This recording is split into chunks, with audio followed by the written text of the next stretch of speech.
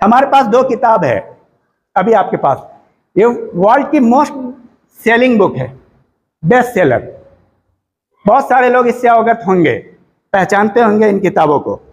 एक जापानी है, एक अमरीकी है, दोनों श्रेष्ठ है, दोनों टॉप मोस्ट है, दोनों में सीक्रेट है सक्सेस का। ये जापानी सीक्रेट ऑफ सक्सेस है, ये अमेरिकन सीक्रेट ऑफ सक्सेस है। इसका नाम है इकिगाई, सुना होगा बहुत सारे लोगों ने, जापानी सीक्रेट ऑफ सक्सेस।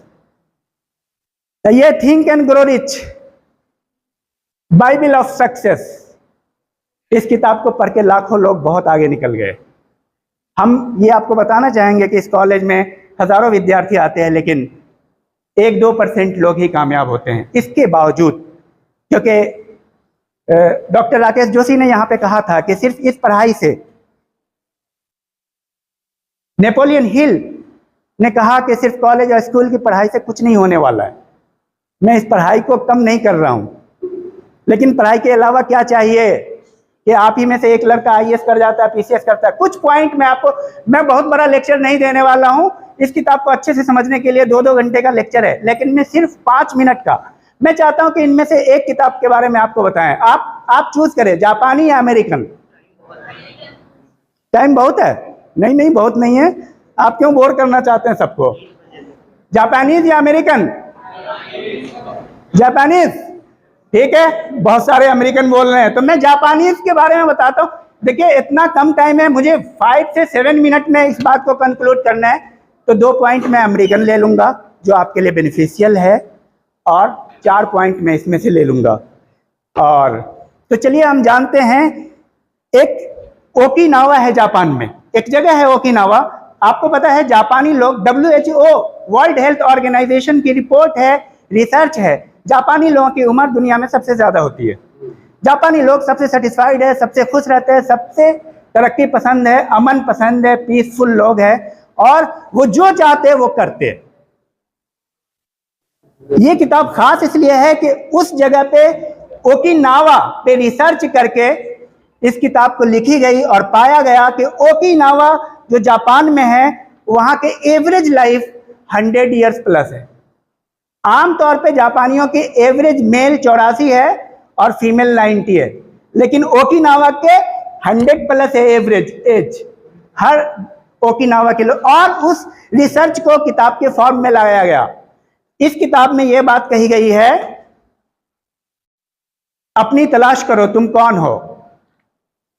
हम कैसे पहचानेंगे कि हमें क्या करना चाहिए, हमारा प्रोफेशन क्या होना चाहिए, हम कैसे पसंद करेंगे हम कौन हैं, हम किस काम के लिए हैं। शुरुआत ये प्रश्नों से होती है, और पहला प्रश्न वही है, तो उसका जवाब इस किताब में है।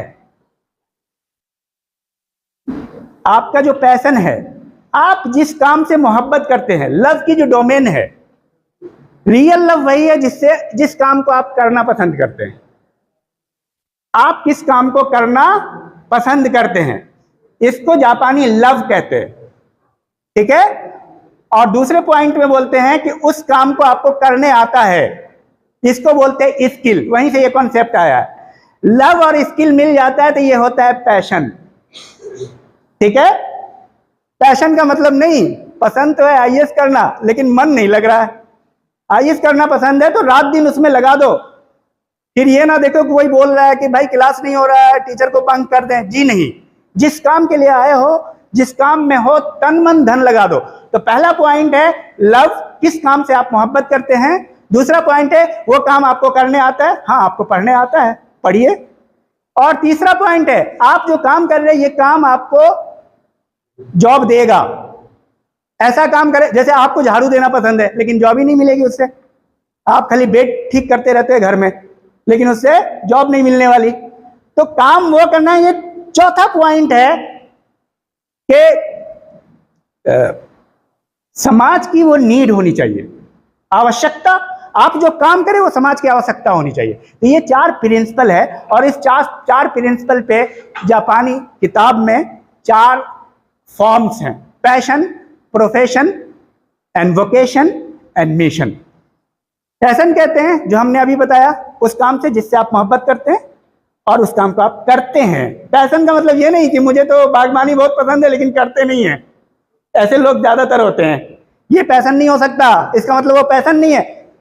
अभी मैं आगे बताऊंगा कि पैशन को कैसे आप डिफाइन करेंगे। तो फिर दूसरा क्या है, प्रोफेशन। प्रोफेशन में आपका लव नहीं होता है, आपका स्किल तो होता है लेकिन पैसा कमाते हैं। जैसे किसी व्यक्ति को मान लो कि जॉब कर रहा है कहीं पे किसी कंपनी में, लेकिन वो जॉब उसको पसंद नहीं है, फिर भी जॉब कर रहा है, पैसा कमा रहा है, दैट इज कॉल्ड प्रोफेशन। और तीसरी कैटेगरी है वोकेशन, जो वोकेशनल कोर्स है। वोकेशनल कोर्स है कि आप पैसा कमा रहे हो और साथ साथ में वो सोसाइटी की नीड है, बट इसमें से गायब है लव, आपको उस काम से मोहब्बत नहीं है। और चौथी कैटेगरी है मिशन। मिशन में आप उस काम से मोहब्बत करते हो और वो सोसाइटी की नीड है। ये किताब कहती है कि चारों चीज जब आपके अंदर होगी तब आपकी इकिगाई डिफाइन होगी। इकिगाई का मतलब जीने का मकसद। इकिगाई का मतलब जीने का आपका मकसद, उसमें आपको ये चारों चीजें होनी चाहिए। पैशन होना चाहिए, प्रोफेशन होना चाहिए, वोकेशन होना चाहिए और मिशन होना चाहिए। अगर ये चारों चीज है तो आप अपनी इकिगाई को, तो मैं आपको बोलूंगा कि आप अपनी इकिगाई को तलाश करें। इसमें एक दो पॉइंट जो मुझे पसंद है वो मैं आपको बताता हूं। ये नेपोलियन हिल की किताब है और 700 लोगों की स्टडी पे लिखी गई ये किताब है। करीब करीब इस किताब को लिखने में 40 साल लगा दिया। 40 साल स्टडी किया, किसका? फोर्ड का, बड़े बड़े बिजनेसमैन का, बड़े बड़े साइंटिस्ट का, एडिसन का। एडिसन दुनिया के एक ऐसे साइंटिस्ट है जिन्होंने सबसे ज्यादा डिस्कवरी की। उनसे पूछा गया क्यों? बोला करता हूं, उसके बाद पीछे नहीं देखता हूं, बस आगे बढ़ता चला जाता हूं। मैं ये नहीं देखता हूं फेल हो रहा हूं कि पास हो रहा हूं, बस आगे बढ़ता जाता हूं। मैं गिनती नहीं करता हूं, बस करता हूं, आगे चलता जाता हूं।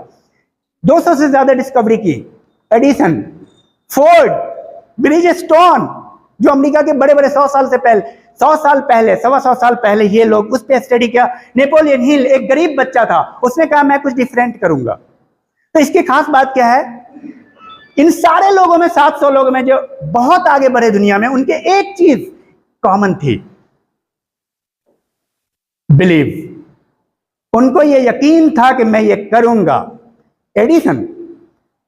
एडिसन किसको बताता कि मैं बल्ब का आविष्कार कर रहा हूं? सब पागल कहते। और कहा था कुछ लोग, मार्कोनी को उसके दोस्त साइकोलॉजिस्ट के पास ले गए कि भाई चलो, मेरा जो दोस्त है वो कहता है कि न्यूयॉर्क में बैठ करके तुम ना दूसरी जगह पे कुछ सुन लोगे जब मैं कोई बात बोलूंगा, रेडियो के आविष्कारक। तो उसके दोस्त उसको धोखे से ले गए साइकोलॉजिस्ट के पास। बोला कि मेरा दोस्त है ना बहकी बहकी बात करता है। जब वो पहुंचे मार्कोनी वहां पे तो कहा कि अरे ये तो ऐसी बात करता है, डॉक्टर भी परेशान हो गए। ऐसे एक केस नहीं है, सैकड़ों केस है, सच्ची घटना पे आधारित है। तो सबसे बड़ी चीज है बिलीफ। हार्ड वर्क की तो हम बात ही नहीं कर रहे। अगर आपको यकीन है ना, हार्ड वर्क तो खुद से होगा। हार्ड वर्क के लिए बोलना नहीं पड़ता है। जिन लोगों ने आईएएस किया, जिन लोगों ने पीसीएस किया, जो ग्रुप सी कर रहे हैं, जो आर्मी की तलाश में है, जो पुलिस बनना चाहते हैं, जो कुछ भी कंपटीशन में, दुनिया में कैपिटलिस्ट हैं, बिल गेट्स, ये सब, इनके अंदर एक बिलीव है जो हार्ड वर्क करवाता है। और अपने पैशन को तलाश कर लोगे तो हार्ड वर्क होता ही नहीं है, क्योंकि वो उस तरफ आप फ्लो स्टेट में चले जाते हो। फ्लो स्टेट क्या है? बस एक लास्ट टर्म। फ्लो स्टेट यह है कि जब आप कोई काम करते हो और आप इस बात की चिंता नहीं करते हो कि कौन प्रशंसा कर रहा है, इस बात की चिंता नहीं करते हो कि कौन आलोचना कर रहा है, करता है तो करने दे। हमको जो पसंद है फ्लो स्टेट में हम करते जाते हैं, ठीक है? ये जापानी कॉन्सेप्ट है। आपको जो करना है करते रहो। एक पॉइंट अमेरिकन कॉन्सेप्ट है, बस लास्ट, सेल्फ कंट्रोल आपके लिए। सेल्फ इंडियन भी है इसका मिक्सचर, ठीक है? Self control. देखिए, इस किताब में बताया कि जितने भी दुनिया में सक्सेसफुल लोग हैं उनके 7 स्पेशल कैरेक्टर है। उसमें 2 हमने दूसरा बता रहे, पहला आपको बताया बिलीफ, और दूसरा कैरेक्टर है सेल्फ कंट्रोल। उनके अंदर सेल्फ कंट्रोल होता है, वो मौसम से नहीं बदलते। वो ना, अब जैसे क्लास करने जाना है, कॉलेज जाना है, बारिश हो गई, भाई छोड़ो, कामयाब इंसान कुछ भी नहीं छोड़ेगा। सेल्फ कंट्रोल को डिफाइन करते हैं। सेल्फ कंट्रोल का मतलब है जब वो काम करने का मन न करे तब करो। जैसे धूप बहुत कड़ी है, इतनी तेज कि तुम 2 मिनट भी वहां पे नहीं रह सकते। पैशन ये है कि वहीं पे जाके पढ़ लेंगे बैठ के 1 घंटा। This is called self control. Self control ये है कि कोई दोस्त बोलता है कि नहीं फिजिक्स वाले टीचर नहीं है, चलो मोमो खाने, नो, हम तो पढ़ेंगे, हम सर का इंतजार करेंगे। सेल्फ कंट्रोल का मतलब किसी भी कीमत पे जो चीज मुझे पसंद है, जो मास्टर होता है वो अपने पसंद के खिलाफ जाता है। जो मास्टर होता है सेल्फ कंट्रोल का, वो करता है जो उसको पसंद नहीं होता है, और फिर उसमें उसको मजा आने लगता है, फिर उसको दुनिया की कोई ताकत। लास्ट पॉइंट, क्योंकि बहुत सारे लोग परेशान हो रहे होंगे, जाहिर सी बात है, लास्ट पॉइंट ये है, ये मोटिवेशनल बुक या मोटिवेशनल वीडियोस या मोटिवेशनल कंटेंट, एक वीडियो काफी है, एक बुक काफी है सक्सेस होने के लिए। अगर आप मोटिवेशन की वीडियो पढ़ते जा रहे हो, सुनते जा रहे हो, वो एंटीबायोटिक का काम करती है। वो ऐसे है, थोड़ी देर के लिए रिलीफ देगा, एलोपैथिक दवाई है, वो दर्द को मुकम्मल ठीक नहीं करेगा। दर्द के लिए एक लेक्चर या एक बुक काफी है, आप अपने मंजिल की तरफ चलते जाओ। वन लास्ट, आखिरी पॉइंट, हमारी समस्या क्या है? अब इन सारी किताबों की जो कंक्लूजन में आपकी प्रॉब्लम क्या है पता है? अब मैं आपको रिप्रेजेंट कर रहा हूं, इंडियन, सर ने कहा इंडिया का कुछ है। इंडिया की प्रॉब्लम क्या है कि हम बहुत कम टाइम में बहुत कुछ करना चाहते हैं। हम 3-4 महीने में चाहते हैं कि बरगद हो जाए, आम हो जाए, लीची हो जाए। देखो 3-4 महीने में टमाटर, आलू, प्याज, गोभी बन सकते हो।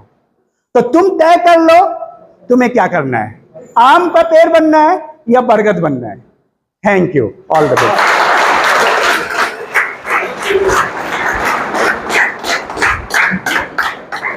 बहुत बहुत धन्यवाद।